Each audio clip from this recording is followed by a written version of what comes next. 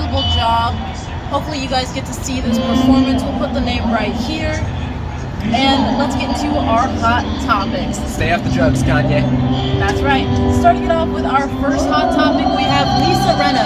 So Lisa Rinna was on the BravoCon show when they talked about the Real Housewives of Beverly Hills, and all of the fans and audience booed her off the stage.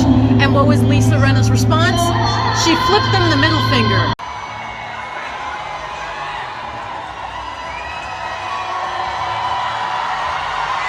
So, what are your thoughts on this, IK?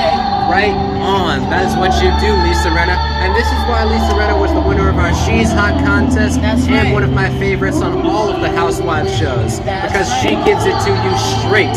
Keep on doing you, Miss Lisa Rinna. Let's get to our next hot topic. So we hear Kanye is buddy-buddy with Ray J right now. What do you think about this, IK? Kanye, remember to take your drugs. And also, you've done so much.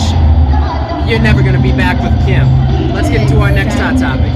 On to our next hot topic, we have Jennifer Lopez and Ben Affleck's first appearance as a married couple.